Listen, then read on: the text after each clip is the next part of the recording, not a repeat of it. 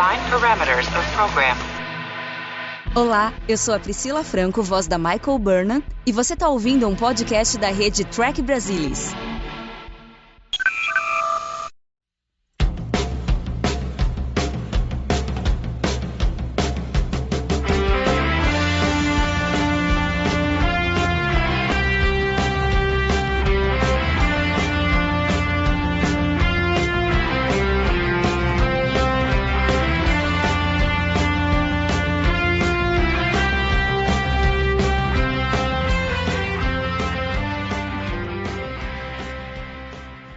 Olá, sejam bem-vindos ao Balde do Odo, o podcast da rede do Trek Brasilis para falar sobre Deep Space Nine, a melhor série de Jornada nas Estrelas. E hoje vamos falar sobre o 7º episódio da 5ª temporada, Let He Who Is Without a Sin. E estão aqui hoje comigo Luiz Castanheira. Olá, Luiz. Boa noite, meninada. Alexandre Bortolucci. Olá, Ale. Olá a todos, é um prazer estar aqui com vocês novamente. E Murilo Fungrol como nosso convidado especial. Oi, Mari, Ale, Castanha, muito obrigado por mais um convite. Cada vez que eu participo do Balde, eu fico muito feliz porque eu amo DS9. Hoje, para falar desse grande episódio, nervos à flor da pele. Eu já vou dar um aviso aqui inicialmente, porque eu sei que em alguns momentos, especialmente na primeira e na segunda temporada, tem alguns episódios que a gente realmente não tem muito amor, tem várias coisas que são complicadas, personagens que acabam sendo muito mal desenvolvidos e a gente acaba descascando o episódio, né?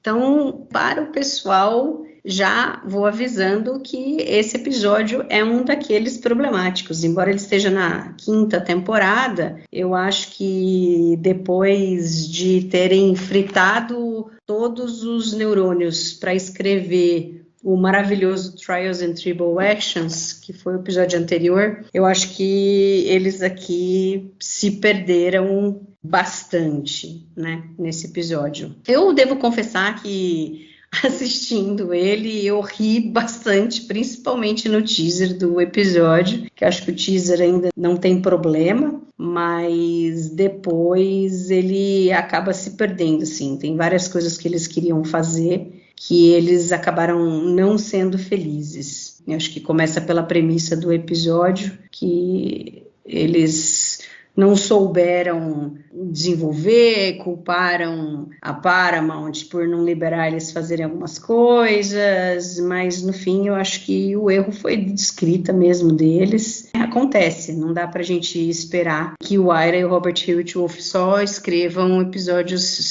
4 estrelas. Nesse aqui, infelizmente, eles erraram a mão. Castanha, eu sei que esse episódio é muito querido por você, diz aí. É aquele que nunca pecou que atira a primeira pedra. Já começa bem. Eu acho que o teaser, ele já dá ideia. É um episódio preguiçoso. Aparentemente eles fizeram com a sobra de tempo que eles tiveram que dedicar a fazer o episódio dos Pingos. O Aire e o Bob escreveram, o René dirigiu. Foi para tentar acomodar as coisas, mas é bem ruim. É pouco inspirado e eventualmente ele se deforma em algo completamente inusitado lá pela terça parte final, que você chega a ter dificuldade de acreditar. Você começa aqui, né, uma coisinha bem de sitcom, com umas marcações bem características de sitcom, em volta do tema do ajuste conjugal aí do Worf e da Jadzia. Tudo no episódio gira em torno disso, né? Permutações disso, mas exatamente é isso ao longo do episódio inteiro. É incrivelmente cansativo, eventualmente. Mas você tem um sitcom que só não tem a trilha de gargalhada, né? Que você pegar... Eu tava ali há pouco no salão e a manicura tava podando minhas garras e eu tava vendo um sitcom na Multishow, Globosat, algo que o valha. É a mesma porcaria. É a mesma porcaria. E até o René meio que deu uma... faxiou a performance dele, já não tinha muito o que fazer ali. E quando o Ciri Galfadil chega, você já sabe que o cara não tá nem faxiando, ele tá totalmente pra lá de Marrakech. Deve estar tipo assim, a cena agora tá, entre cena vai pro trailer, fica lá fazendo outra coisa, quer ver o nascimento do filho, ou seja lá o que for, mas meu Deus, assim, é tipo aquele dia lixo de gravação que você não tem dificuldade de acreditar. Então, menos pior parte do episódio é o teaser. E depois é ladeira abaixo, em que um certo reacionarismo tenta ser apresentado de maneira ruim. Aí você começa a colar as cenas perfeitamente pro Worf se integrar com essa trama dos olavistas da vez, entendeu? E você começa a não acreditar no Worf se interessando por aquilo, parece mais debochada, já dizia, do que outra coisa, e você tem alguma coisa sexy que não é sexy fake, e é tudo muito estranho, tem um ritual de separação,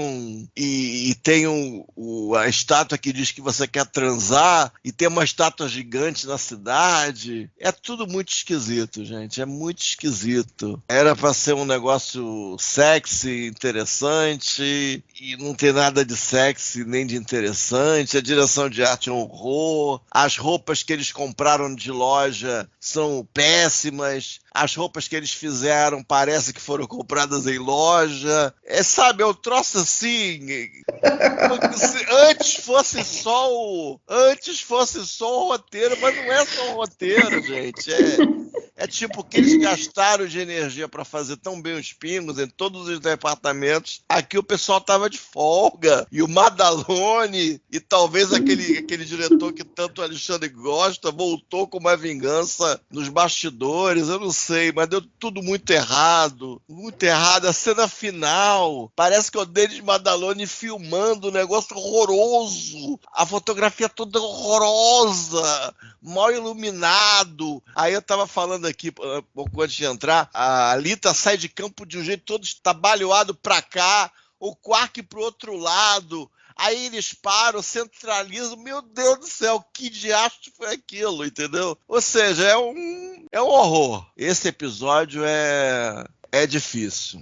É difícil de aguentar. Em termos visuais, o episódio envelheceu muito, muito mal. Realmente, o figurino todo virou ridículo. E o negócio de Rice e tal, eles precisavam de muito dinheiro para criar um ultra resort, um lugar bonito. E no fim das contas, a praia não é bonita, os espaços ali não são bonitos. Vende-se uma coisa, mas a gente não vê isso em tela. Enfim. Murilo, e você? Que você dá uma pincelada aí do que você acha desse episódio?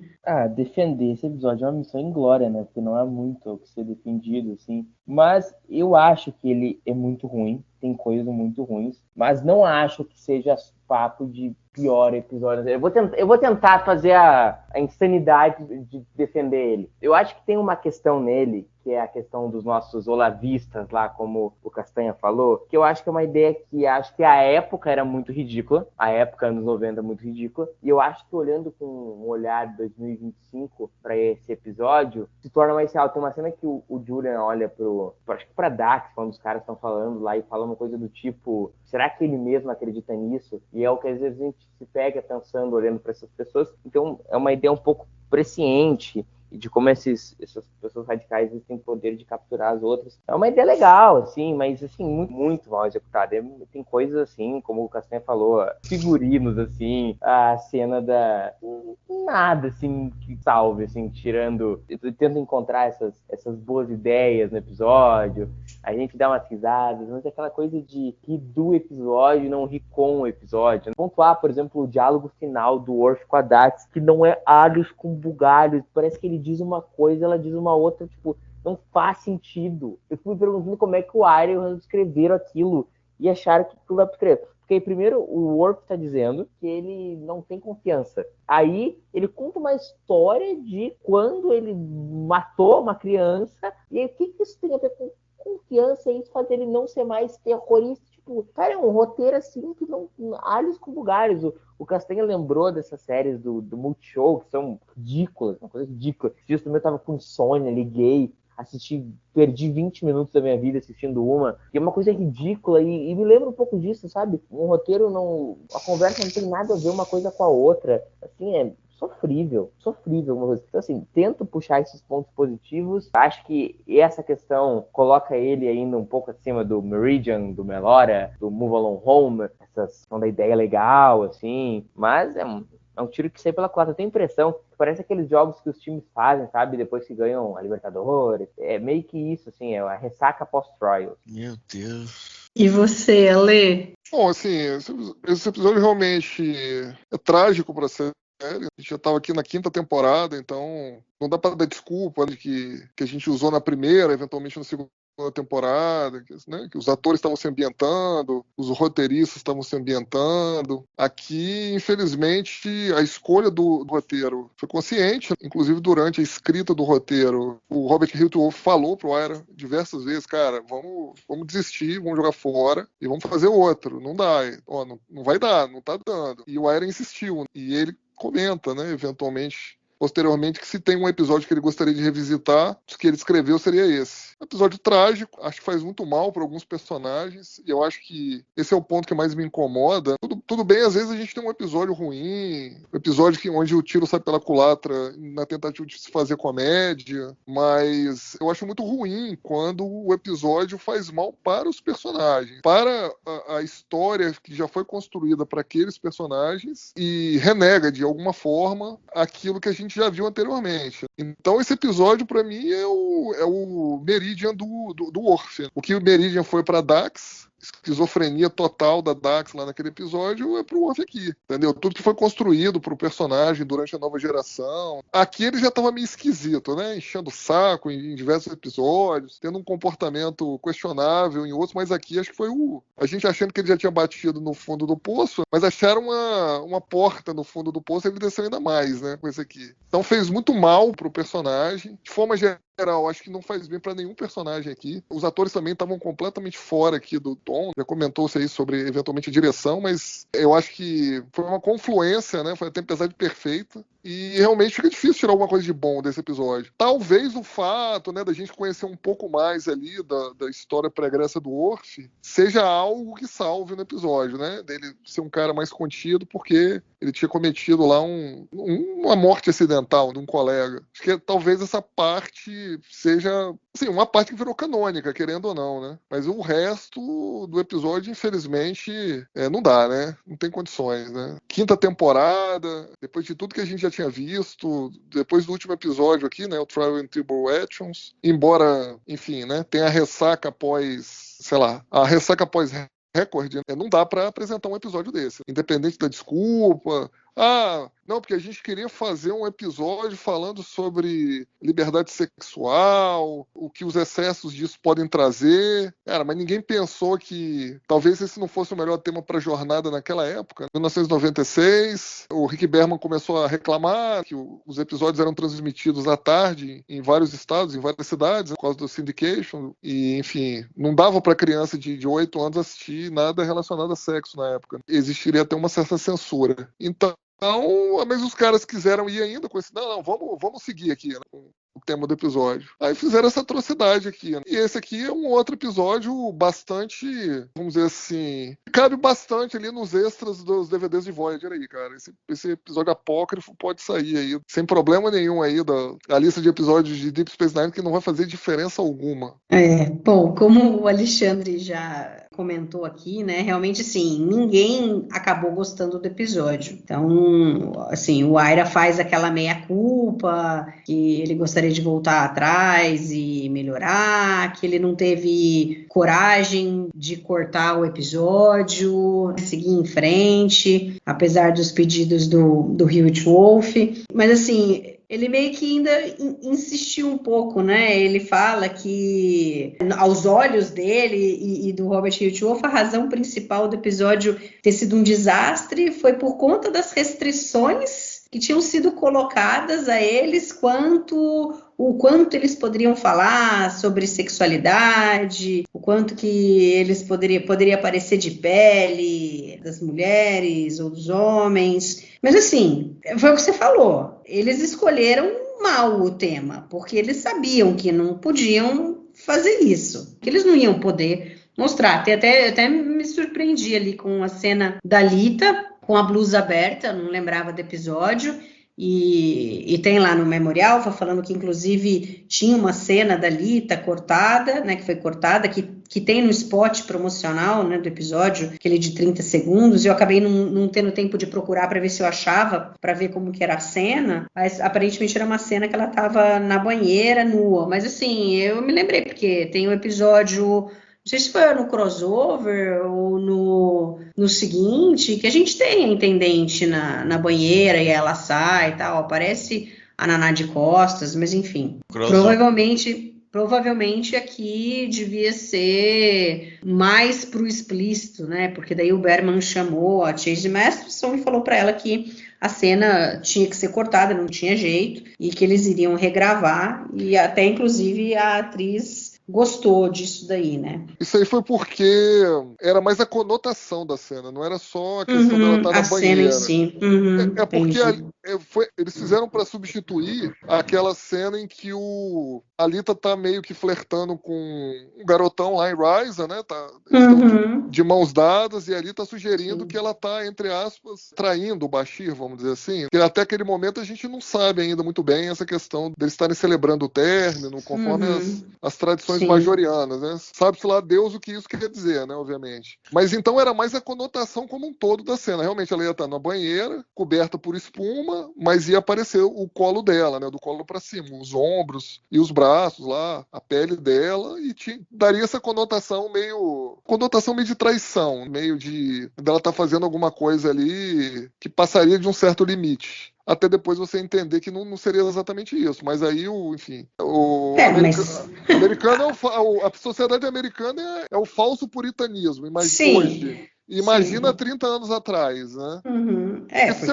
Porque se eu for pensar bem no negócio de pele, cara, a série clássica tinha uns figurinos, né, das mulheres, né, nos anos 60, que eles mostravam bastante sem necessariamente mostrar. Tinha muita pele. Quem não lembra lá da Andrea, né, a androide lá, costa toda de fora, entre outras. Os figurinos que eu vou te contar, né, gente? Sim. Aquela Ilana of Troy, né, que tapava muito pouca coisa. Tem uma variedade. Então eu acho que é muito mais a conotação que a cena dava, que o episódio sugeriu desde o começo, que eu acho que determinou que o Berman, vamos dizer assim, né, interferisse de alguma forma para tentar atenuar, né, o tom da cena. Eu acho que trocou 6 por meia dúzia, porque a cena que ficou é tão sugestiva quanto, mas enfim. Até ter aquele dispositivo ali que eu falei, será que eles queriam que aquilo ali fosse conceitualmente como um brinquedinho sexual, aquele negócio que ele vai passando? Ele tá fazendo a massagem dela, né? Total. Eu não sei, tipo um vibrador, essas coisas. Eu não sei. É porque eu acho que a ideia era essa. Eu acho que a cena da banheira ficaria, tipo assim, né, na cabeça do Berman e de quem quer que tenha feito a censura, que o cara ia entrar imediatamente na banheira e ficar com a Lita, entendeu? Ele achou que a audiência fosse completar os 3 pontinhos na cabeça com isso. Ela tava nua na banheira, flertando com o cara, dando a entender pro cara que, enfim, né, tava interessada sexualmente nele, que o cara imediatamente ia entrar na banheira com ela. Alguém ia completar isso na cabeça. A cena que ficou não é assim, os dois estão vestidos, tal, e fica implícito isso, enfim, né? A gente pode pensar outras coisas. Mas assim, eu acho tudo isso uma grande bobagem. Hoje em dia, então, é mais bobagem ainda. Agora, o que eu acho ruim é você saber que isso seria um problema e você optar por isso. Não, isso é um problema, e não sei se a gente vai conseguir resolver isso, mas mesmo assim, vamos nessa, entendeu? Se o intuito foi, de alguma forma, chocar a audiência, como já foi subverter, como eles já fizeram em outros episódios, cara, o tiro saiu pela culatra. Porque eles conseguiram realmente produzir um dos piores episódios aqui de Deep Space Nine, que talvez esteja entre os 10 piores aí de todas as franquias, na minha opinião. Eles quiseram fazer lá uma coisa baseada numa peça de 1947, chamada A Moon for the Misbegotten, do Eugene O'Neill, e o tema principal, né, dessa peça era o poder de destruição do álcool, da sexualidade, em como os personagens procuravam isso daí para satisfação.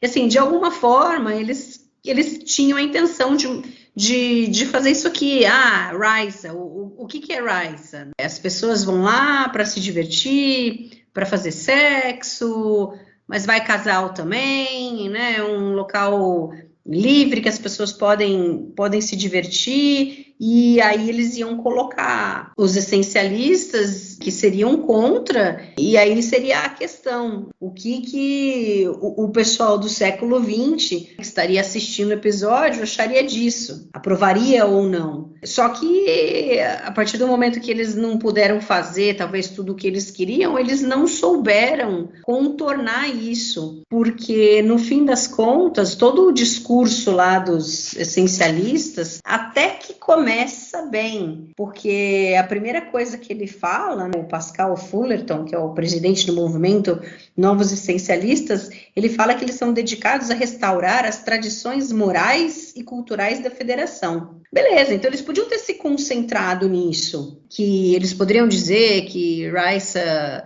as pessoas são muito, muito livres e que isso não é bom para a sociedade, mas no fim ele descamba para um outro lado que não tem nada a ver. Ele começa a dizer que os cidadãos têm que deixar de ser crianças mimadas, que eles têm que voltar às tradições, senão eles não vão conseguir se defender do Dominion, dos Genradares, dos Romulanos. Quer dizer, ficou uma coisa nada a ver, e daí, né? As pessoas estão ali de férias, elas não estão ali, não é o dia a dia delas, né?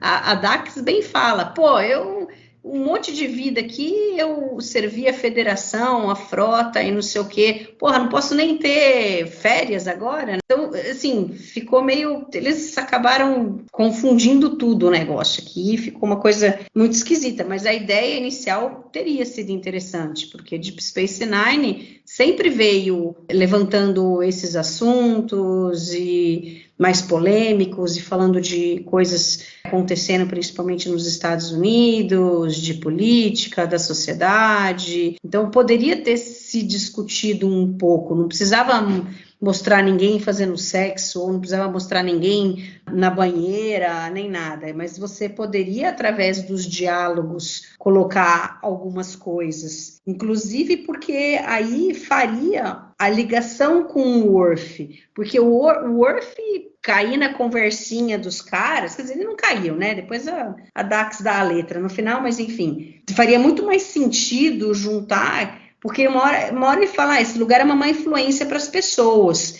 Então, isso poderia ser um gancho, poderia ter feito mais sentido, poderia ter costurado melhor as duas histórias. E, no fim, ficou uma coisa bem esquisita, isso daí dos essencialistas. Castanha, você acha que poderia ter sido melhor ou dá para aproveitar alguma coisa do que eles estavam colocando aqui? Eu, no fim, sinceramente, eu falei para o Murilo, eu acho que tem que pegar esses essencialistas aqui e levar eles lá para a zona desmilitarizada. Lá não tem frota, lá eles não têm tecnologia, lá eles têm que eles lutarem pela segurança das suas casas.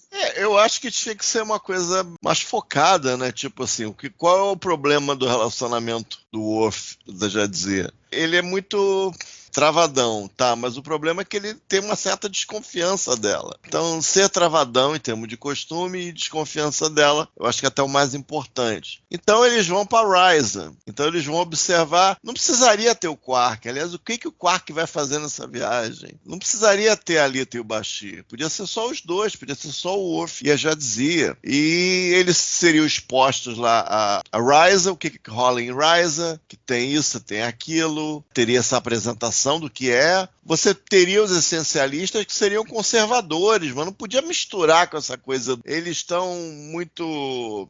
Eles vão para Rise, eles se distraem, eles não conseguem lutar com o Jemadar. Isso é coisa de retardado mental. Não tem condição. Tinha que ser a coisa em cima do porquê Rise é Rise e como isso acarreta o Worf e acarreta o relacionamento. Teria que ser uma coisa mais contida. Chegar a algum tipo de revelação, de preferência mais inspirada do que aquela que nós tivemos, tivemos, e ter uma conclusão deles tendo uma cena minimamente sensual, tipo ele sem roupa, numa piscininha de água quente, alguma coisa termal, com alguma comidinha gostosa, sabe? Coisa tranquila, entendeu? Seria um episódio divertido, teria algumas ideias. Caraca, porra, o Worf, ele hackeia o sistema climático do resort, que deve ter um monte de almirante, parente de almirante que vai ali todo ano. O cara hackeou o troço, gente. Era pro cara ter sido expulso da frota, assim, sabe?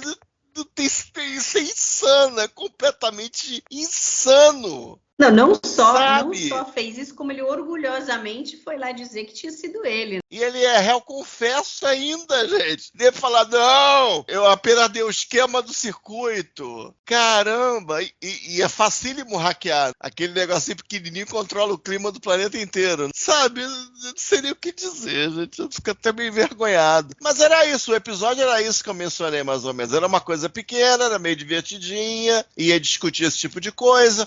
Você podia falar historicamente de Risa, podia ter algum tipo de montagem, contar a historinha de Risa, com, sei lá, com desenho animado, com o que fosse. Pô, ideias estão, porra, né? E faz parte do roteirista ter ideia. Mas aqui não existem ideias. O que tem aqui é mais vazio de ideias, entendeu? Aí tem até parte com armas, arma descarregada, mas tem arma, terremoto, gente. Caramba, é dose, gente.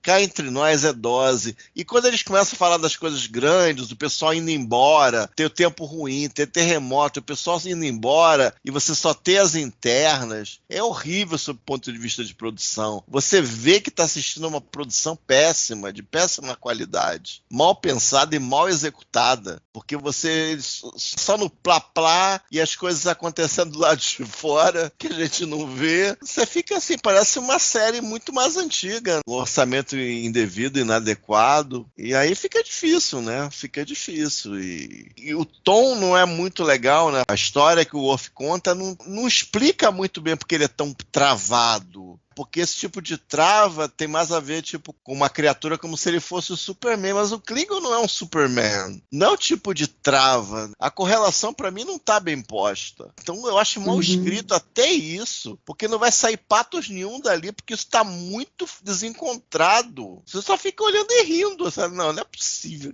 que tem historinha aí de que deu uma cabeçada no cara e quebrou o pescoço. Sei lá, isso é muito caprichoso pro meu gosto, entendeu? Então fica nessa, entendeu?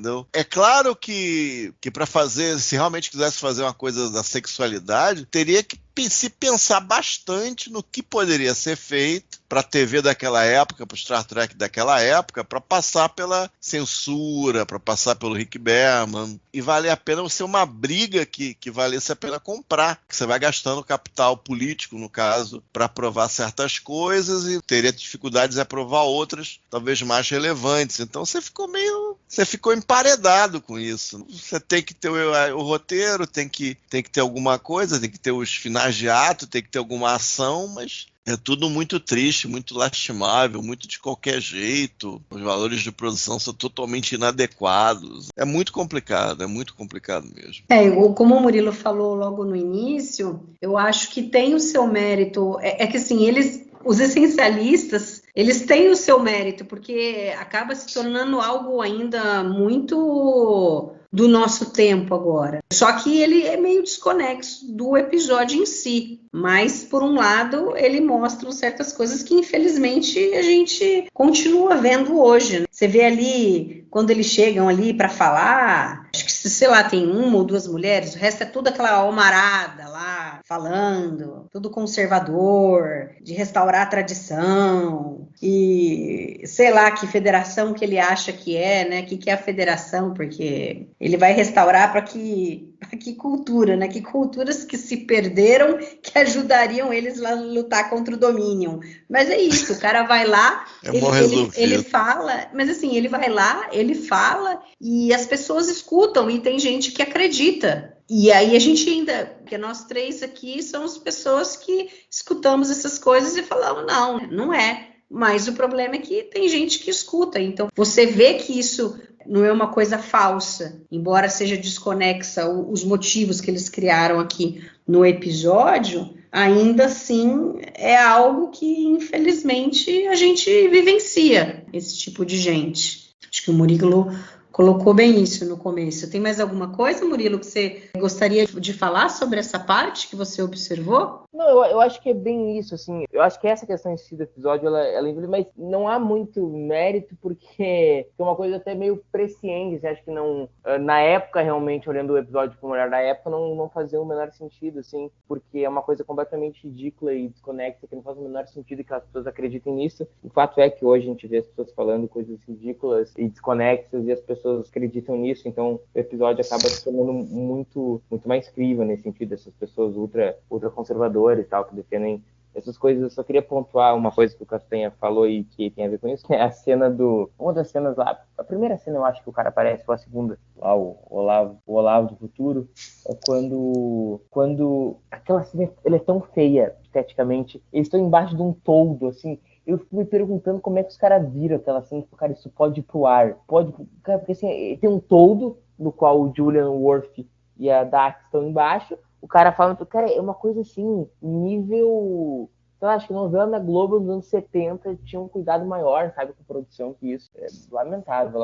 Eu não sei se essa cena aí foi filmada lá em Malibu, porque eles tiveram algumas cenas filmadas na praia em Malibu, né? Eu não sei se essa é uma delas ou se esses cenários aí todos os outros foram em estúdio. Mas como a Terry Farrell tem aquele problema de sensibilidade ao sol, talvez eles tenham feito essa tenda exatamente para ela poder ficar embaixo, entendeu? Enquanto estivesse filmando. Mas é feio, né? Não é bonito o local, não é um local paradisíaco. Se você vê aquilo ali, você fala, não quero voltar para um lugar desse. Não é bonito. Pelo amor de Deus. Não é bonito, né? A praia não é bonita, o mar não tem cor. Tinha que ser paradisíaco, tem que ser aquela coisa das ilhas lá do Oceano Índico, Bora Bora, sei lá o que, entendeu? Não aquele mar ali dos Estados Unidos que não tem cor. Enfim. Ale, tem alguma coisa que você gostaria de falar dessa parte dos essencialistas? Não, eu acho que, assim, a colocação deles nesse episódio para criar um falso dilema, vamos dizer assim, foi ruim, né? Porque dependendo de como eles fossem abordar a situação, e aí independente do que a gente acredita ou da nossa vertente política, não vai ter jeito. A sociedade tem todo tipo de crenças, de credo, de pessoas que acreditam em coisas diferentes, querem coisas diferentes para as próprias vidas, enfim. A gente precisa respeitar isso. Então, assim, acho que colocar esses caras ultraconservadores de uma maneira tão bidimensional no episódio acaba não agregando. E o pior, ele acaba, como eu disse, fazendo pior ainda o Worf. Porque os existencialistas são tão ruins, os argumentos deles são tão ruins, tão falhos, tão pálidos. E como é que o Worf cai numa dessa, entendeu? O Worf lá, que é o paradigma da honra, abriu mão de tudo para salvar o Império Klingon, etc, etc. Pô, como é que o cara abriu mão de tudo da vida dele e aí vai lá para um paraíso e meia dúzia lá de reacionários radicais começam a falar um monte de abobrinha e ele cai, entendeu? Não dá, né? Não tem condição, cara. Não, assim, fica difícil. E, como eu disse, faz mal pro personagem. Faz muito mal. Olhando em retrospectiva aqui, tudo que a gente conhece do Worf faz muito mal. E não faz mal só pro Worf. Faz mal pra série, né? Faz mal pro universo de Jornada. Porque, assim, eles poderiam abordar essa questão da sexualidade também de formas diferentes. A gente sempre comenta que quando tem episódio de um holodeck, já teve algumas situações. A Kira com a Dax no holodeck, numa sauna lá, sei lá o que era aquilo. Elas aproveitando lá com os hologramas. A gente já comentou, pô, se tem holodeck, assim, você ter um relacionamento acaba ficando quase que, vamos dizer assim, o seu relacionamento acaba sendo uma parte da sua vida. Aquilo que você não consegue no seu relacionamento, sexualmente falando, eu quero dizer, você poderia, de alguma forma, utilizar o holodeck o holosuite para poder dar asas à sua imaginação e às suas fantasias, né? Por que eles não abordaram aqui a questão do, eventualmente, o sexo virtual com o sexo real? O cara, tô cansado de transar com um boneco lá no holodeck, eu quero gente de carne e osso, que eu consiga me relacionar, consiga trocar ideia, trocar literalmente energia, né? Não. É o que já falaram aí. A produção de 5ª categoria, não parece que é um lugar paradisíaco, foi filmado em Malibu de fato. É uma praia bacana, tá, Malibu? É bonito lá, mas, cara, usaram os locais errados, né? Escolheram a locação errada pra filmar. Aquela cena que o Murilo tava dizendo aí, foi filmada em locação, tá? Foi filmada na praia mesmo. Enfiaram um toldo lá, muito mais ou menos, e filmaram lá. Inclusive, a pergunta que não quer calar, né? Eles tinham no começo da temporada contratado um cara, o Louis Race, que era um diretor de 2ª unidade, especialista em locação. Aí, cara, vai fazer uma locação complexa dessa aqui, o cara não participa do episódio. Porra, vai entender, cara. O cara foi contratado pra melhorar a 2ª unidade, principalmente em locação, que era um problema que Deep Space Nine tinha. Deu problema lá em algumas locações lá com anteriores, né? Muito calor, tal. Aí aqui, na hora de usar o cara, que o cara seria extremamente necessário, sabe-se lá Deus por quê, o cara não participou do episódio, cara. Então, assim, realmente é difícil entender como os caras conseguiram fazer tanta coisa dar errado, assim, cara. E é ruim, né? Ficou ruim, ficou com a cicatriz aí nessa 5ª temporada aí pra série, né, cara? Muito ruim aí esse episódio pra essa temporada e pra série como um todo.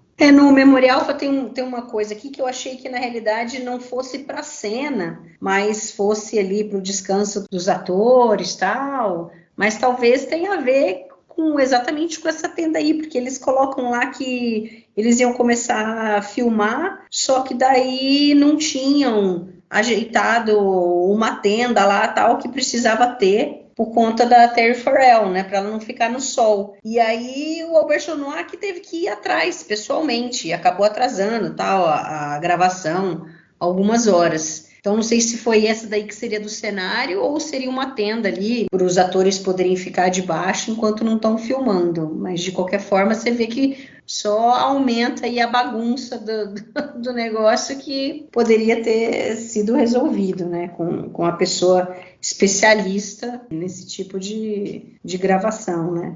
Enfim, a gente já falou alguma coisinha assim, né, mas do relacionamento da Jadzia com o Worf, eu vejo que assim, lá em Looking for Parmar, eles apresentaram o começo da relação dos dois, aquela atração que a Jadzia tinha pelo Worf, o Worf nem tinha um para ela, ele estava de olho na Klingon, mas aí por conta dele ter sido expulso do Império Klingon, ele não pode ter relacionamento com ninguém, então a Grilka não quis saber dele. Mas aí no fim os dois acabavam ficando juntos, só que assim, a gente vê que os dois são opostos, vamos dizer assim, são muito diferentes. E aí a gente poderia imaginar que a Kim, Let He Who Is Without a Sin, seria o momento deles mostrarem, né, de resolverem essa questão, de como que os dois tão diferentes vão resolver suas diferenças, mas assim, tem um pouco ali, né, tem uma coisa de ação e reação, um faz um negócio, aí o outro faz porque o outro fez um negócio, e eles ficam nesse jogo ali, e no fim não sentam para conversar. Só que, assim, isso daí até que foi ok, eu acho que eles conseguiram algumas coisas, assim, que eu vejo que são bem verossímeis, mas aí depois, no final, eles jogam aquela história lá do Worf no futebol que acaba virando aquele balaio de gato, porque o motivo dele de não confiar na Jadzia e tal não tem nada a ver com o que ele descreveu, com o que ele passou. Foi algo muito difícil para ele teve que se segurar em diversos momentos e coisas, mas isso não significa que ele não poderia se divertir, né? O que tem a ver ele ser bruto com ele se divertir? Enfim, acho que eles confundiram aí no final.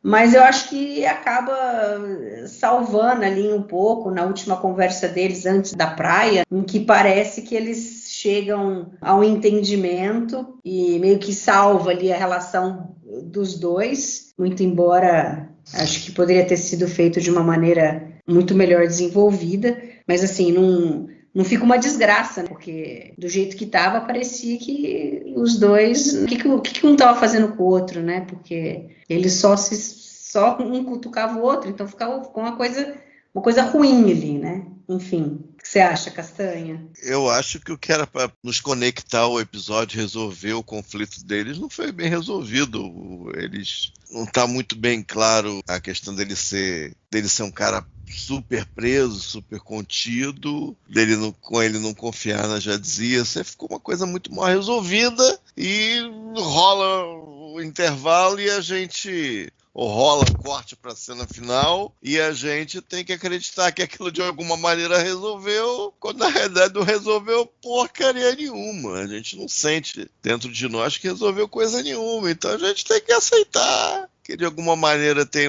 as diferenças que os tornam ligados, os tornam um interessante para o outro, eles se atraem por conta disso, mas exatamente que diferenças são essas, por quê, o entendimento que leva à continuação dessas experiências, a gente fica meio... Basicamente, eles continuam juntos porque no final o episódio passa a mensagem que eles vão continuar juntos. Não foi uma jornada interessante, não se construiu uma relação, ao menos durante esse episódio, que eles tentam retomar o final do Parmak, que é aquela coisa da porrada, ele lembrar lá do sexo ao final do Parmak, das contusões, tenta fazer a continuidade retomando aquele episódio. Além de tentar fazer umas piadas estilo sitcom ruim, a gente não vê muito além disso. E termina que eles estão juntos e tal, mas o que de fato foi feito para isso ser continuado? A gente fica meio... eles têm uma química legal? Até tem uma química legal, mas o roteiro aqui não ajudou muito, uma coisa muito, muito mal pensada, mal executada. Não sei se teve algum processo de reescrita foi envolvido. De incerteza, com certeza, se um dos roteiristas está dizendo para jogar o troço fora e o outro está resistindo, é sinal de que dúvidas ocorreram, mas nunca é bom, é episódio complicado mesmo, para os dois. E durante o episódio, eu tô até disposto a abstrair outras questões de outros personagens, mas o Worf, ele age muito mal no episódio. Por esse motivo, né? Porque é um resort, é um lugar muito popular. Ele se expôs ali de uma maneira, fazendo coisas tão absurdas, tão impressionantes, que fere o personagem. Fere muito mais que outros personagens em outros episódios ruins, que foram mal escritos. É grande o que aconteceu com o Worf nesse episódio. É grande mesmo, porque ele se expôs muito, porque o planeta é uma maravilha galáctica, ou seja lá o que for. Com certeza um monte de almirante vai lá, parentes, conhece todo mundo que vai lá, conhece alguém que conhece e alguém que é importante. Tem aquele Klingon lá, ele é o único Klingon federado, com o uniforme da frota, digo, fácil de saber quem foi, e o cara se expôs a esse nível, ou seja, é um negócio muito mal pensado, mas muito mesmo. Infelizmente, fizeram um episódio, foi pra produção, e temos isso aí, após 30 anos. O episódio é tão ruim que um para de falar, ninguém mais fala nada, né? Não, eu tô dando estimulando, né? Estimulando. Vocês não estão me ajudando, entendeu? Não, eu tô dando um de Worf aqui, tô me segurando aqui, entendeu? Por quê? Eu posso falar do jogo do Grêmio hoje, se a questão é falar. Eu posso falar do jogo do Grêmio hoje. Não, que aí é pior. Então diga, Alexandre. Vem cá, por que contrataram a Vanessa Williams para fazer o episódio? Então. Inspiração. Vou falar uma coisa até disso que é bem interessante. No fim, isso estava escrito no Memorial, achei que não ia estar, mas eles queriam ela para fazer o episódio, mas ela não tinha dado resposta nenhuma. Aí eles fizeram testes lá e a Swaine Brown, é uma atriz da África do Sul e que fez Stargate. Você vai saber quem ela é, Castanha. Ela fez a Hacker. Ela fez 3 episódios em Stargate. E ela assinou o contrato para fazer esse papel. Aí ela foi lá provar a roupa na Paramount. E quando chegou lá, o cara, o atendente, né? O cara ficou todo desconcertado, não sei o quê. Falou, não, pera um pouquinho, eu vou ali. E ela falou que ela viu o cara gesticulando, conversando, não sei o quê e tal. Aí ele volta e fala assim, a Vanessa Williams foi contratada pro papel. Eles simplesmente, depois que tinham contratado a Swaine, a Vanessa Williams respondeu dizendo que aceitava fazer e pegaram ela. Rodou. E não tiveram nem a gentileza de informar a atriz. Fizeram a atriz ir até lá, esqueceram, entendeu? Que tinham contratado outra atriz para fazer o papel. Na verdade. E é engraçado que ela conta isso numa entrevista que ela estava fazendo com a Amanda Tapping durante a pandemia, que ela fez lá várias entrevistas, assim, bem interessante. Eu assisti várias delas aqui com o pessoal do Stargate. E a Amanda Tapping fala: puxa, ainda bem que você não foi, viu? Porque uma semana depois você foi lá fazer o teste para o papel em Stargate e acabou ganhando. E ela se salvou de né? De não participar desse episódio. Então, foi isso. Agora, a inspiração anterior, assim, para chamarem a Vanessa Williams, não sei. Se ela tinha manifestado algum interesse em querer participar, enfim. Então, vamos lá. Eu não entendi, mas qual que era o papel? Perdão, Lê, qual papel ela iria fazer nesse episódio? Quem? Essa mina aí. A Swaine Brown? O papel da Vanessa Williams. Arandes. Arandes. Tá. Então, vamos lá. O que acontece? A Vanessa Williams, na verdade, foi convidada a participar de um episódio de Deep Space Nine antes desse aqui. Estava em negociação no início da 5ª temporada. E aí não é especificado qual papel ela faria, enfim. Chamaram ela, provavelmente num desses encontros de estúdio, onde tem agente, ator participando, diretor, produtor, alguém deve ter falado com ela numa festinha dessa: cara, você não quer participar lá da série, lá, Deep Space Nine, que é de Jornada nas Estrelas, tal? Ela falou: olha, realmente, sim, tenho interesse, tal. Lembrando que a Vanessa Williams, nessa época, ela estava no hype, porque ela tinha acabado de participar de um filme chamado Eraser, né, com o Arnold Schwarzenegger, tema de arquivo aqui em português, um filme com o James Caan, com o James Coburn também, até o James Cromwell participa, o eterno Zefram Cochrane lá de Primeiro Contato, né? É um filme que na época causou assim bastante alvoroço, porque tinha umas cenas de efeitos especiais bastante interessantes, que o Arnold Schwarzenegger se joga do avião, o avião tá voando lá, ele se joga do avião para pegar o paraquedas. Tem uma cena lá com os crocodilos também, no zoológico, enfim. E ela foi a protagonista desse filme. E esse filme, o Arnold Schwarzenegger, estava gerando bastante interesse lá em 1996. E ela era muito conhecida, a Vanessa Williams. Ela, em 1984, foi a primeira negra a ganhar o Miss América, em 1984. Depois ela enveredou pela carreira de cantora, concorreu lá, acho que a 11 Grammys, enfim. Tinha bastante sucesso. Nesse ano de 96, ela tinha cantado o hino nacional no Super Bowl número 30. Cantou o hino, não foi o show do intervalo, não. O show do intervalo foi da Diana Ross lá. Mas ela cantou o hino, que também era um negócio que gera uma certa comoção. Então ela tava num hype total. E aí, cara, ela falou: não, eu faço sim um episódio de Jornada, tem interesse. E aí eles, antes de filmar esse episódio, tentaram chamar ela de novo. Ela já tinha alegado alguns problemas de agenda em alguns outros. E quando chamaram ela para esse episódio aqui, esperaram a resposta dela, tava demorando. Aí, como a Mari já disse aí, contrataram a Swaine Brown. E aí, cara, ok, contratou Swaine Brown. Amanhã é o teste de roupa para ela testar, o figurino e tal, que vai pro episódio. Na noite anterior, o agente da Vanessa Williams ligou lá pro Rick Berman e falou: não, a Vanessa Williams vai participar do episódio. Manda aí o script com as cenas que ela tem que decorar, que ela vai participar. Ah, não, mas a gravação vai começar daqui a 3 dias. Não tem problema, ela vai participar. Aí, meu amigo, aí deu no que deu. Não avisaram a atriz direito, enfim. Claro que provavelmente tiveram que pagar algum tipo de compensação, contrato assinado. Ela recebeu como se tivesse feito o episódio. Então, pois é.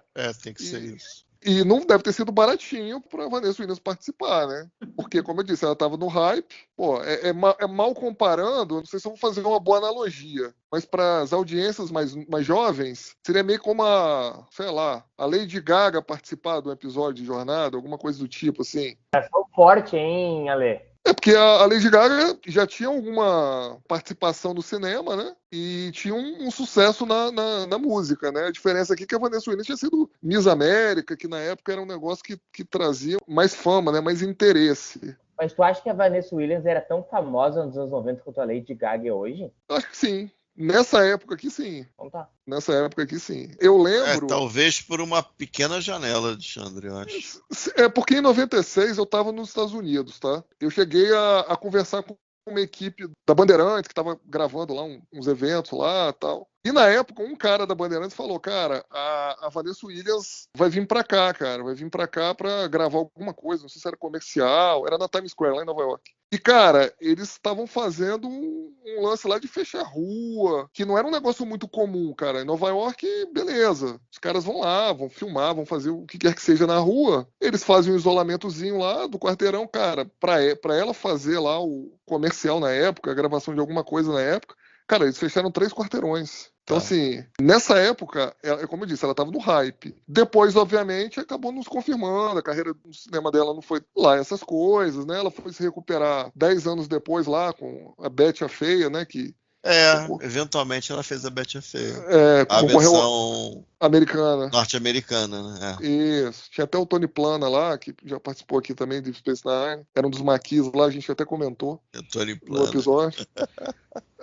E depois ela fez Desperate Housewives também, né? Mas assim, ela realmente não cumpriu assim com a fama que se imaginava que ela teria, mas nessa época aqui ela estava bombando e assim, na época foi uma grande participação para a Jornada nas Estrelas. Jornada nas Estrelas tinha uma certa forma de trazer alguns convidados especiais, mas eu li em algum lugar que uma das atrizes que causaram mais hype foi ela para fazer Deep Space Nine, entendeu? Então, assim, não devem ter pago pouco para ela participar, a não ser que ela gostasse, o que aparentemente não foi o caso, mas chegaram a comparar a participação dela com a da Whoopi Goldberg, cara, na nova geração, pra você ter uma ideia. Então, assim, realmente era para se ter feito algo melhor aqui para a participação dela, né? Que, assim, de todos ali, honestamente, que participaram do episódio, aí eu incluo o elenco principal. Pra mim, a performance menos pior foi dela, cara. Porque a Terry Farrell tava péssima nesse episódio. Meu Deus do céu, como ela tava ruim nesse episódio. O Michael Dorn mandou por fax a atuação dele. O Bashir nem por fax mandou. Ia mandar por carta, mas não botou o selo. Então não veio interpretação nenhuma. A Chase Masterson não é exatamente uma atriz shakespeariana. Fez o papel dela, de samambaia ali, do episódio. E, cara, até o Monte Marcan, que é o Fullerton lá, que é um cara que, enfim, conhecido. Eu tenho curiosidade desse cara que ele ia ser o homem de $6 milhões, né, até o último momento. Ele que tinha sido escolhido para ser o protagonista daquela série dos anos 70 lá. Mas nos finalmente lá eles trocaram pelo Lee Majors. E ele, na época, já tinha trabalhado em SOS Malibu, que era uma série, vamos dizer assim, de sucesso ali na TV americana, no início dos anos 90. O Pamela Anderson, né, o David Hasselhoff e tal. Mas nem ele tá bem, cara. Parece que tá todo mundo muito fora do tom. Acho que o René não ajudou. René Auberjonois, como diretor, não ajudou. Nossa, acho que não era dele, tá? Honestamente, aqui já atropelando e falando um pouco da direção. Acho que não é dele ser diretor. Ele já tinha lá crédito lá em Marblehead Manor, lá, de 2 episódios. Já tinha feito aqui 4 episódios aqui em Deep Space Nine, cara. Mas, cara, honestamente, o René era um excelente ator, cara. Como diretor, infelizmente, assim, não tem nenhum episódio dele, assim, que me chame a atenção. O que ele fez até agora em Deep Space Nine e o que ele faria futuramente. E o Rick Berman já deu uma detonada nele. Umas entrevistas, né? Vamos dizer assim, não entrevista, mas umas declarações que ele deu muita oportunidade, mas que o René não correspondeu. Ele não falou que era o René, mas ele falou que tinha dado oportunidade para alguns atores que não corresponderam. Considerando aí que só ele que praticamente não continuou a carreira de diretor, eu só posso deduzir que tenha sido ele. Então, assim... Eu acho que foi o C. É que tem alguma... Uma das vezes, nas primeiras vezes, acho, eu tava vendo no primeiro episódio que ele dirige lá, eu lembro da gente ter comentado alguma coisa que o Auberjonois fala, ele não tinha aspiração para ser diretor, mas aí que no fim surgiu a oportunidade, né, tava lá e tal, e que ele não tinha vontade de dirigir outras séries, outras coisas, então era mais ali mesmo pela oportunidade de estar fazendo ali, né, mas assim, ele também não ajudaram com os episódios que deram para ele dirigir, e eu acho que aqui foi o que o Castanha falou, eles fizeram um episódio para ser no estilo sitcom. Então você vê que desde o começo tá todo mundo com outra vibe. O Cisco, o Adax e o Odo conversando ali no começo, estão todos sorridentes. O Bashir chega a dar um beijo na bochecha da Dax. Ali tá abraça o Worf. O clima é diferente. Não é um clima que a gente está acostumado de ver os personagens. Então, acho que meio que o estilo do episódio que eles vislumbraram ali foi esse. Então, mas essa pausa cena... de sitcom na entrada do Worf, né? Tem aquela pausa enorme pro Worf pedir lá o suco de ameixa, coisa clássica de sitcom. Aí o cara entra em cena, tem aquela claque, aí ela retoma depois do que ele... Coisa estranha. Aí no Runabout você tem a Alita servindo as bebidas. Sei lá, gente. Foi gente, mas pouco inspirado e mal executado. Não querendo defender o René Auberjonois, mas não tem milagre que ele fizesse com esse roteiro, gente. O episódio não é um primor de execução técnica, a fotografia é muito feia. Mas assim, não tinha o que ele fazer também, né, gente? Não tinha. Material pro diretor... Então, não tem o que ele faça. Não, podia ter chamado acho o que Tarantino. todos os departamentos. Podia ter chamado o Tarantino, entendeu? Não ia resolver. Tarantino, não sei, talvez resolvesse. Mas eu só vou defender o Siddiq, porque ele mesmo fala, né, que ele não gostou da atuação dele, que ele nunca esteve tão desconcentrado no set como ele estava durante esse episódio, e aí ele tinha uma baita de uma justificativa, porque na noite anterior que eles filmaram aquela cena lá do ritual, o filho dele tinha nascido, então ele saiu do hospital e foi filmar lá, entendeu? Largou a Naná e o filho no hospital e teve que gravar, então você imagina que o cara estava com a cabeça em outro lugar. Ok, a profissão dele, ele tem, né, a hora que ele chega ali, ele tem que se concentrar e fazer a coisa acontecer, mas tem dias que fica difícil. Com certeza, ele, se alguém tem desculpa esse dia, é ele. Ele. Agora, os outros não tem, né? Não. Então, e aqui eu acho que, assim, foi a pá de cal na carreira da Terry Farrell como protagonista em Deep Space Nine, honestamente, assim, cara. Porque Eu não acho que ela foi mal, não. Eu não acho ruim a atuação dela. Nossa, mãe do céu. Tá mais falsa que a nota de 3 ali, aquela cena de drama dela com o Worf ali, cara. Muito ruim ali, nossa, totalmente fora do tom. E é o que eu falo sempre. O diretor às vezes recebe um roteiro ruim, mas ele tem que ter a sensibilidade de saber o que vai pro ar, cara. Assim, eu gosto muito do René, o saudoso René, o Auberjonois, né? Pra mim, top 3 aí, melhores atores de Deep Space Nine, mas, cara, infelizmente, faltou sensibilidade aqui pra ele deixar muita coisa passar aí pro ar. Tinha questão de problema logístico, a gente sabe, né? Ele reclamou, tudo bem, cara, mas assim, no final das contas é o nome do cara que vai pros créditos, né, cara? Eu acho que tem que se tomar um cuidado redobrado com isso, né? O diretor. Tudo bem que ele ia ganhar um dinheirinho ali a mais, tá? Lembrando também que na época os salários na televisão não eram como é hoje, né? Que os protagonistas ganham milhões. Então o cara não quer dirigir, a não ser que ele esteja realmente muito afim de ter uma carreira de diretor. Na época lá, sei lá, o cara ganhava 40, 50 mil dólares por episódio. Aí pingava mais um capilézinho também como diretor ali, sei lá, mais uns 15, 20 ali para dirigir um episódio. Então nada mal. Não sei se foi por isso, mas enfim, acho que foi uma semana ruim ali para todo mundo, como o Castanha já colocou. Para os atores, para o diretor, para a equipe de produção e principalmente para os roteiristas. Aqui, esse roteiro aqui é indesculpável, cara. O Aira vai morrer com isso aqui nas costas dele, cara. Coitado, mas ele sabe, né? Então, ele sabe. Ele sabe, mas ele não tá nem aí. Não, então, mas ele tá ligando menos pra isso do que eu, honestamente, entendeu? Ele tá ligando menos pra isso.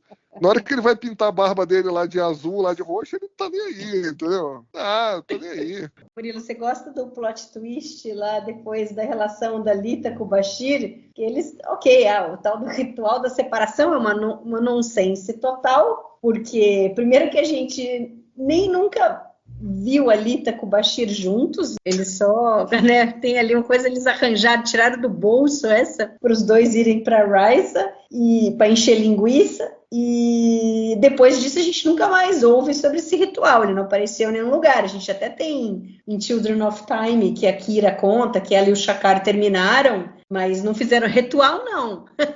Mas aí tem o plot twist no final. Graças a Deus. Com a revelação da Lita. O que você achou, Murilo? O que eu vou te dizer, né, Mari? É engraçado, assim, a gente ri e tal. É muito jogado, né? Tipo, esse relacionamento da Lita com o Julian é um relacionamento que a gente nunca tinha visto, assim. Aí tem a cena e aí ela vai dizer que tá interessada por aquelas coisas, estou pensando em outro alguém. Entendeu? Parece aquela coisa do Parecia que ela tava namorando baixinho com aquela música lá do Só Contrariato, fazendo amor com outra pessoa, mas meu coração será sempre teu. Parecia que ela tava dizendo Nossa senhora! pro Ron dessa grande poesia brasileira. E é um pouco isso, assim. A cena é engraçada, assim. O primeiro Quark acha que ela tá apaixonada por ele, depois ela fala no Ron, todos ficam chocados. Mas assim, não tem nem conteúdo, assim, pra eu versar muito sobre. É engraçadinho, assim, mas tipo, jogado, né, gente? Jogado. O romance da Lita com o Julian jogado, depois esse do Ron com a Lita totalmente atirado em tela. Depois esse vai ser melhor construído, né? Mas assim, num primeiro momento... Eles aparecem em que episódio, gente, juntos, a Lita e o Bashir? Facets, não tem no Facets que eles aparecem juntos? Tá, primeiro é no Explorers. Naquela... No Facets eles estão mais ou menos juntos. E depois? Não, depois eu não lembro de mais nenhum. Eu acho que não aparece mais nenhum. Só nesse agora. Porque no The Assignment, o Ron já tá dizendo que ele tá conversando com a Lita. E sim. Naquele do Bar Association, eles já estão próximos. Ali que deve ter começado, gente, meio que a amizade, né? Meu Deus. Não, no Facets, eles estão abraçadinhos ali na mesa, não estão ali? Quando vai falar sobre o ritual lá. Quase certeza que sim, Alexandre. Eu lembro dos Explorers. É aquela que ela dá em cima dele. Tem o Facets. Depois tem um vácuo. E esse agora. Mas ele foi em Bar Association que ela comenta, né? Tipo assim, pô, que garota de sorte que tá fazendo um mox em você, hein, Ron? Falou, não, eu tô fazendo sozinho, porque você quer me ajudar? Ela fala, não, acho que o Bashir não ia gostar disso. Tem isso, isso. Aí tem essa coisa, mas é bem... Se fosse levar a sério, isso aí é bem frágil mesmo. Pra dizer o mínimo. Deixa o Castanha louco. Louco por quê? Tem um negócio aí que eu vou falar ainda. Então, e a morte do Curzon? Gente, no meu cânone pessoal, ele não morreu. Ele não morreu transando, gente. Não dá. Porra, quer dizer que o Cisco perdeu a Jennifer, perdeu o Curzon transando? Não, isso não é cânone. Não dá. Não, inaceitável. Tipo assim, Tipo Fox Mulder, né? Tem aquela coisa do Fox Mulder. O Fox Mulder, ele vai morrer um dia do jeito que o David Carradine morreu, né? Que é estímulo, fantasia, asfixia autoerótica. Né? Tem um episódio muito famoso de Arquivo X, que eu amo o episódio, extraordinário, que o cara vê o futuro, ele vê o Mulder, ele morreu com a como é que chama? Asfixia autoerótica, né? Que nem o David Carradine morreu, e a Gillian, não, a Scully vai viver pra sempre. Mas não, gente, não dá pro Curzon morrer transando, não, gente. Não, e acaba renegando o que a gente viu em Emissary, né, cara? Que aparece a Jadzia meio que olhando pro Curzon ali. Não, então. O Oli tá olhando, né, cara? Porque, né? Se ele teve um infarto, infartou, né? Tira a lombriga lá e bota. Não tem um olhinho. Não tem, ele olhando. Até isso. A Dax diz pro Kang, porque o Kang pergunta como que foi que o Curzon morreu. E aí a Dax conta pro Kang que ele morreu num quarto de hospital gritando com os médicos e amigos que estavam tentando mantê-lo vivo por mais um dia. Aí, ó a conexão que a gente faz. Castanha, pra você ficar contente. Ele estava lá fazendo o Jamarron com Arandes, aí ele queria morrer transando. Ele estava feliz com aquilo, né? Que a Jadzia diz que, né, ela fala para Arandes que ele morreu feliz. Que ele teve uma parada cardíaca. Conseguiram meio que estabilizá-lo, levaram ele para trio e ficavam tentando reanimá-lo. Mas ele não queria, ele queria morrer, porque ele queria morrer fazendo sexo e tiraram ele de lá. Por isso que ele estava gritando no hospital, entendeu? Lá, né? Gente, ai, caraca, que beleza, esse gruda cânone aí tá difícil. Esse eles se embananaram aqui, né? Pro meu cânone, o Curzon Dax não morreu transando com a Vanessa Williams, não morreu. Não, mas eu tenho que ser sincero. Eu acho que aquele dispositivo que o cara usou na Lita era estilo no vibrador, sim. Mas aquela escultura que ele estava fazendo, estilo Ghost, da Arandes, já dizia que o Worf interrompeu, não parece alguma coisa peniana, nem clitoridiana, entendeu? Aquilo é inocente. Parece? É óbvio. Parece, eu não entendi. Eu fiquei olhando. Óbvio. Eu tenho que ver os ângulos aqui. Eu não entendi muito bem a estrutura daquilo, não. Não entendi. Não, claro que parece. É evidente. Parece? É evidente. Não parece. Mas parece o quê, Murilo? Ah, Eu não sei, cara. Eu fiquei olhando, eu não cheguei a uma conclusão nenhuma, não. Mas é meio ridículo, é meio... O Worf interrompeu antes que elas pudessem terminar. Ela conseguisse terminar a escultura, né? Tá bom. Não, mas eu gostaria de saber o que o Murilo acha que parece aquilo ali. O que você acha que parece, Murilo? O órgão sexual masculino, Alexandre. É isso que parece. Você acha que parece um pênis ali, ó, a escultura que eles estão fazendo. Isso aí. Não consigo me convencer que eles... É evidente, gente. Vamos avançar dos 6 anos. Né? É óbvio que parece, óbvio que é intencional. É evidente. Que é lamentável, diga-se de passagem. É ridículo. Mas óbvio que é. As duas alisando ali. Puta, tem a dó. Que a dó eles têm. Não sei lá, assim, é horrível. Mas eu prometo que eu termino as descrições aqui. Eu acho que, tipo assim, realmente eu concordo com o Castanha. Se eles tentaram sugerir algum objeto fálico, alguma coisa ali, não me pareceu do jeito que elas estavam ali. Mas, de fato, como o Worf interrompeu, pode ser que se transformasse em alguma coisa, né? Tem uma ponta ali, arredondada e tal, mas, enfim, ela tá meio grudado na base. Mas, assim, cara...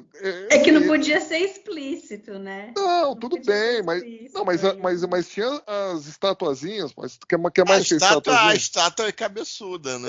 Exato. Já tem um jeitinho, né? A estátua é o quê? Cabeçuda. Meu Deus.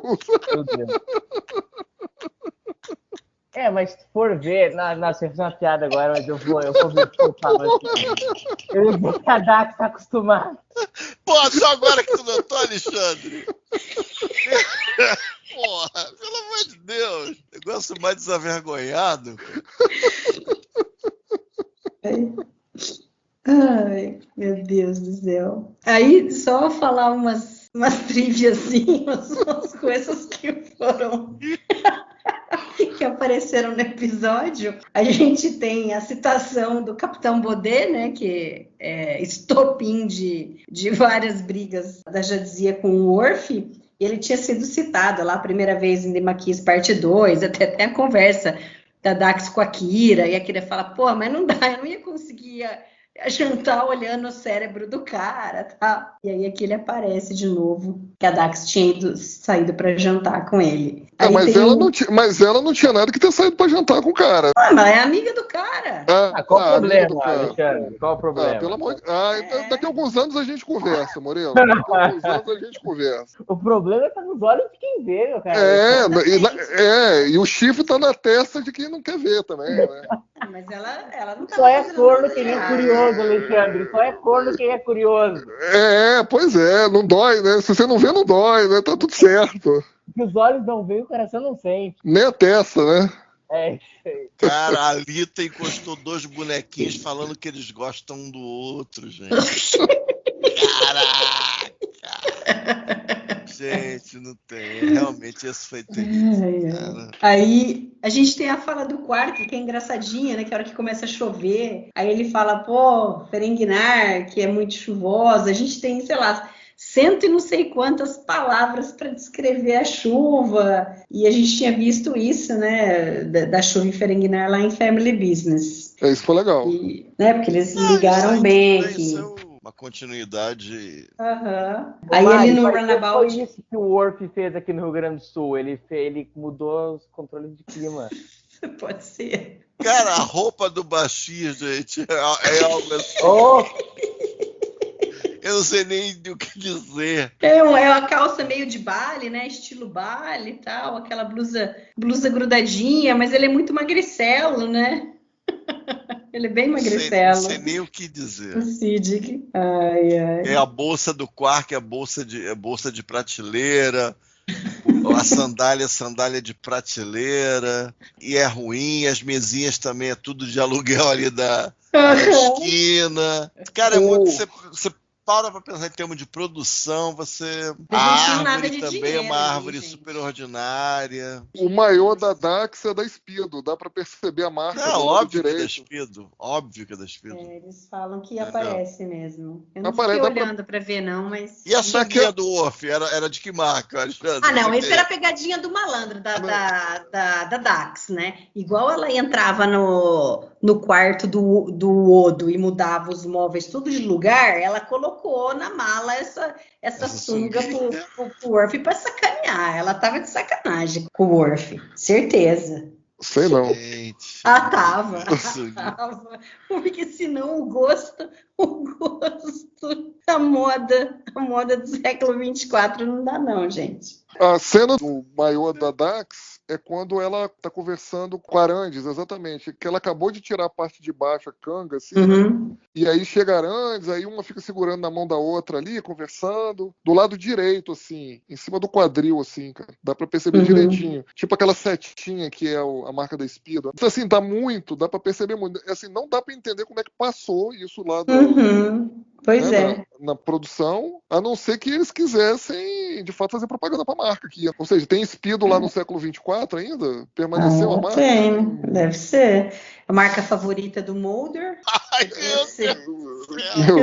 crossover tá bom também. Crossover. Semana passada, agora até agora. Só que o dele era o vermelhinho, né? Podiam ter dado um Speedo vermelhinho pro Worf e teria sido mais chique. Do Mulder. O Worf prefere o azulzinho. Aí a gente tem o Bashir dizendo pro Worf ali no Runabout, né? Quando em Roma, e o Worf, coitado, já tinha ouvido isso do Riker em Justice. E aí eles colocam lá no Memorial Alpha, que eu já não ia lembrar, né, mas que a cena do Quark, logo que eles chegam ali, e aí ele pega ali as moças de Rice, ele vai com as duas estátuas que eles colocam sendo um espelho da cena lá da série clássica em Shore Leave, com o McCoy. Isso. E por fim, a gente falou aqui de Rice, como é complicado o local, tal, e assim, o Aira não pode nem dar desculpa, né, porque foi ele que inventou Rice, ele que escreveu o primeiro episódio que fala sobre isso em Captain's Holiday, lá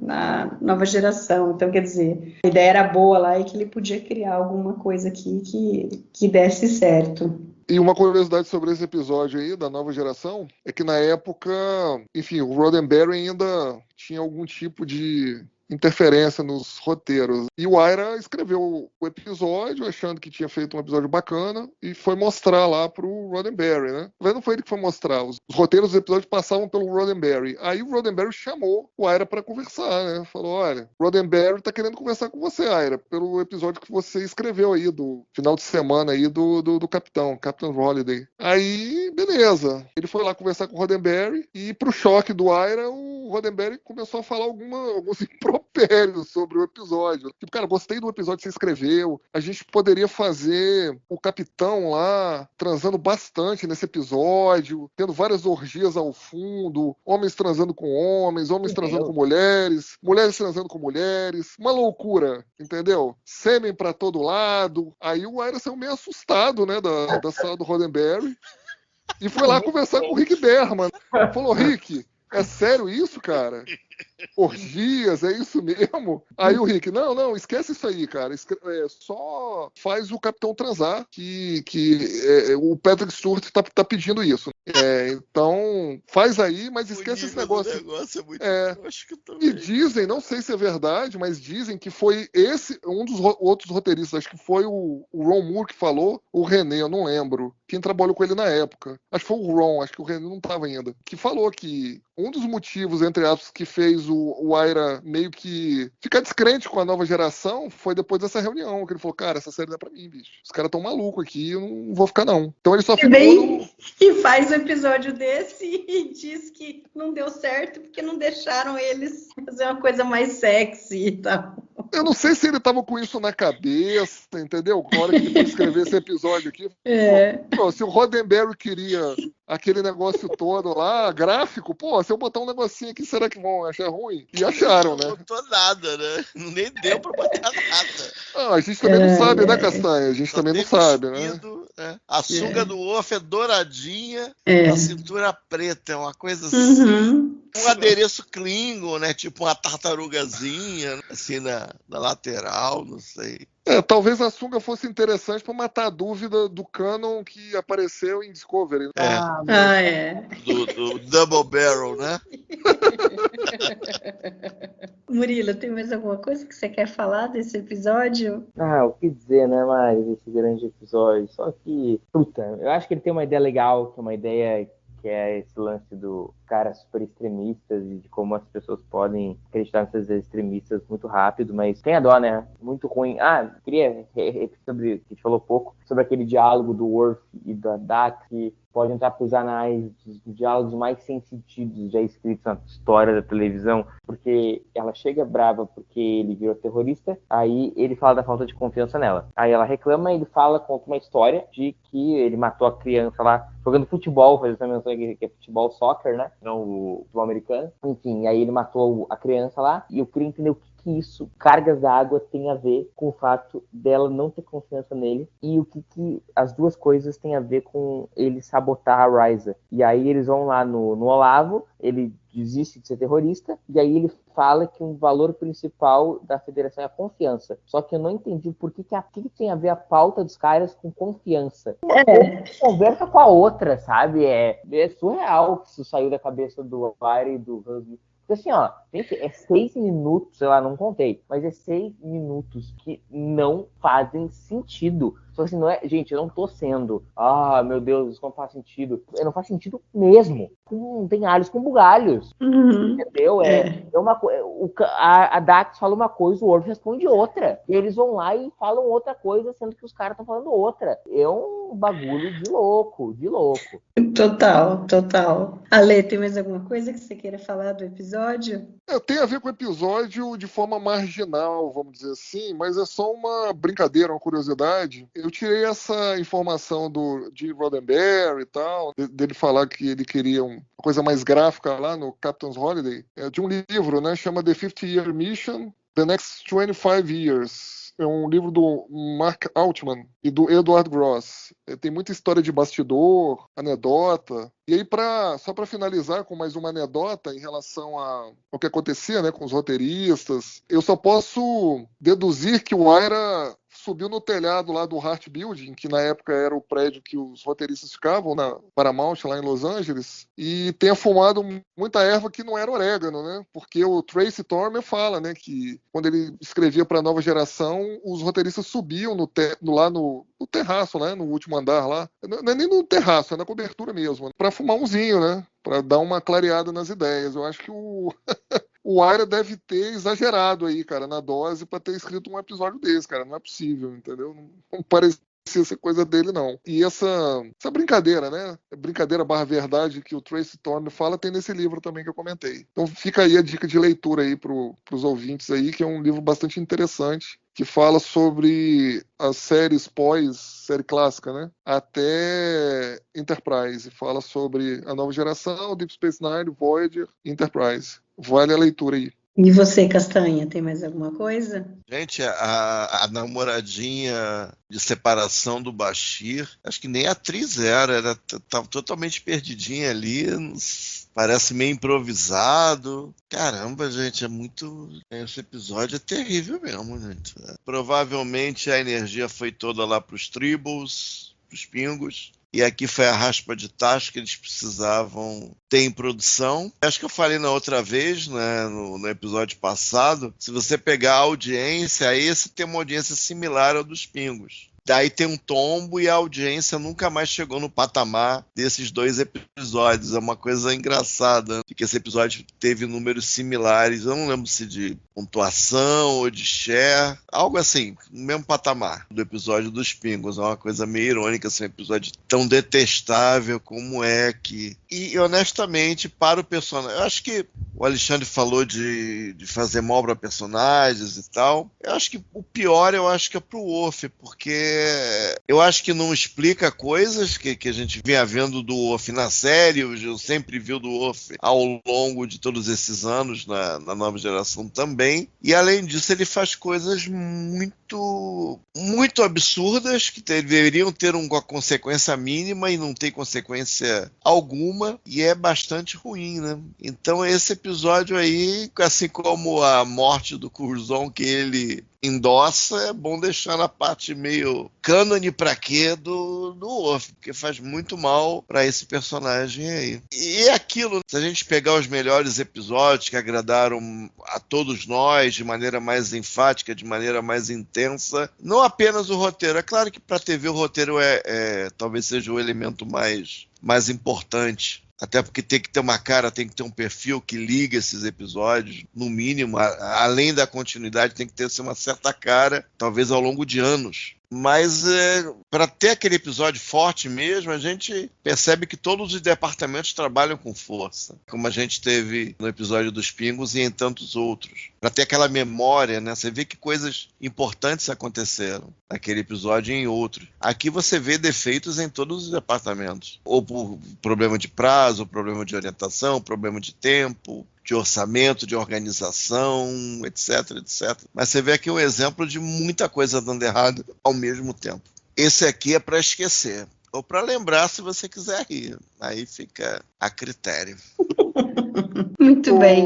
Só um minutinho, Mari, só para completar a informação que o Castanha passou sobre a audiência, né, desse episódio. Esse episódio teve uma audiência média de 6.780.000 pessoas, um rating de 7, e ficou ranqueado em 7º. O Try and Triple Actions ficou entre o 5º e o 6º, ranqueado. O rating foi 7.7, com audiência de 7.5 milhões. Então, de fato, depois desse episódio aqui, Deep Space Nine não alcançaria mais essa marca. Os outros episódios dessa temporada aí ficam marginalmente acima de 5 milhões aí, mais ou menos, né? Até Call to Arms, e, enfim, só chegaria perto ali dos 7 milhões em Sacrifice of Angels, que é o 6º episódio aí da 6ª temporada, que é a finalização do arco lá, né, de 6 episódios. Mas, de fato, parece que essa foi meio que o prego no caixão da audiência de Deep Space Nine. Acho que a Mari já comentou no Try and Triple Actions. Se eles tivessem vindo com um episódio um pouco melhor, que conseguisse de alguma forma continuar prendendo a audiência, assim, agora é fácil falar, né? Os caras tiveram lá um trabalho hercúleo lá para fazer o Trials and Triple Actions, deviam estar lá extenuados, né? Mas se tivesse assim um planejamento ali para colocar um episódio minimamente aceitável na sequência, né? Talvez o prejuízo tivesse sido menor, né? Mas aí é só conjectura. Era uma época que era muito difícil, eles não tinham toda a temporada 100% planejada, eles sabiam mais ou menos ali as histórias que eles queriam contar, mas efetivamente ia sendo escrito 2, 3 semanas antes, então eles não tinham, às vezes não conseguiam fazer esse planejamento, né, porque realmente depois do Trials precisava ter sido um episódio melhor, né, por exemplo, imagina se depois dele vem um In Purgatory Shadow, você acaba retendo aquele pessoal ali que começou a assistir, porque estava trazendo o pessoal da série clássica e tudo mais, e aí você acaba ganhando essa audiência. Mas aí depois do Trials vem esse, o pessoal falou, pô, Vanessa Williams, vou assistir. Aí é uma bomba, aí fica difícil, né? Fala, pô, não vou assistir, é isso que é, né? E aí fica difícil, então foi uma pena, diferente das temporadas de hoje. Hoje eles praticamente escrevem todos os episódios antes de começar a filmar o primeiro. Então você consegue ter uma noção melhor de planejamento nesse sentido. E lembrando que esses 2 episódios, o Try and Triple Actions e o Let He Who is Without Sin, que a gente acabou de comentar aqui, foi nas sweeps de novembro, que eram aquelas semanas ali que, vamos dizer assim, antecediam os orçamentos de publicidade, né, das séries, né? Que eles iam receber, né, as redes de televisão, enfim. Então, talvez isso tenha gerado até um impacto financeiro aí, porque, enfim, imagina um anunciante vendo um episódio desse aqui, cara. O cara fala, não, vamos botar lá no arquivo X que vai ser melhor, entendeu? Muito bem, então. Castanha, quantas estrelas para Let's esse aqui não tem estrela nenhuma, não. Esse é dos piores. 0 estrela para mim. Esse não sobreviveu, Castanha? Não, esse é terrível, assim. E você, Alê? Esse é 0. Esse é muito 0. Esse é um dos mais zeros que eu já vi em toda a minha curso de assistir Jornada nas Estrelas aí. Eu acho que nem aqueles episódios horrorosos lá da terceira temporada da série clássica, acho que conseguem fazer frente a esse aqui, cara. Aquilo ali ainda tinha uma... a terceira da série clássica. Oi? Eu adoro a terceira da série clássica. Então, lá tinha um clima mais nonsense, mas, assim, era mais desculpável por diversos outros motivos. Não vou entrar no mérito aqui, né? Mas esse aqui, cara, conscientemente aqui, ou não, os caras fizeram realmente uma bobagem muito grande. Esse é imperdoável. 0 pra esse. E você, Murilo? Bom, eu vou tentar aqui redimir um pouquinho o episódio. Eu acho que ele é péssimo, mas eu ainda acho que ele tá um respirozinho acima do Meridian, do Melora. Eu acho que o teaser é engraçado. Eu acho que ele tem essa boa ideia aí da questão dos olavistas aí. Então eu dou um tiro de misericórdia de uma meia estrela pra ele. Ô, Murilo, você tá de sacanagem comigo, né? Por quê? Porque toda hora você me perguntou quantas estrelas eu ia dar e você falou que esse episódio valia até 1,5 estrelas. Aí você vem aqui e me dá meia estrela. É que eu vi ele agora e da última foi piorando, sabe? Foi piorando. Eu acho que os 2 episódios que eu dei 0 até agora, que foi o Move Along Home e o Fascination, especialmente o Fascination, é pior que esse, bem pior que esse. Porque lá no Fascination eu acho que eles prejudicam todos os personagens. Eu acho que aqui o Worf é prejudicado. Sim, o Bashir, a Lita, o Quark... não fede nem cheira ali. A Jadzia, eu não tenho problema nenhum com ela, eu acho que ela foi ok, né? Não é nada fenomenal, mas assim, não achei que foi nada ruim, assim. Mas o Worf, sim, né? Não digo nem de atuação, eu digo assim do que fizeram ele fazer no episódio, né? Então, eu vou dar meia estrela para Let He Who Is Without a Sin. Muito bem, então chegamos ao final. Murilo, muito obrigada pela sua participação. Muito, muito, muito obrigado. Sempre muito bom estar aqui com amigos queridos falando da melhor série de Jornada. Alê, valeu pelo bate-papo. Valeu, até a próxima. Castanha, eu sei que não é o seu favorito, mas tínhamos que passar por ele. Meu Deus, que episódio foi esse? Pelo menos tão ruim, acho que eu não tenho. Talvez o pior seja o... Profession Lace? Não, nessa temporada, Ferenc Love Songs, talvez. Ferenc Love Song. Uhum. Um tempo que eu não vejo. Pelo menos o consolo é esse, porque esse episódio foi difícil, né? Você achar que a série já entrou num certo grau de maturidade em que certas coisas não vão mais ocorrer e acabam ocorrendo, você fica assim, caramba, essa altura do campeonato, complicado. Mas vou ter que confessar que eu ri o teaser inteiro. E eu não sou a pessoa que gosta de comédia e fiquei rindo. Então, aí vai a minha meia estrela aí por conta do teaser, do quanto que eu ri dele. Muito bem, então. Muito obrigada a você que ficou nos escutando até agora. Vocês desculpem, infelizmente, esse episódio... A gente não tinha tanta eloquência para falar bem dele, como, por exemplo, foi o episódio passado, mas como Castanha bem lembrou, agora a gente vai ter bons episódios aí para conversar, talvez um só que seja um pouquinho mais abaixo do que deveria ser já nessa 5ª temporada, mas tem muita coisa boa vindo aí pela frente, então é só esperar que a gente chega lá. Até daqui 15 dias...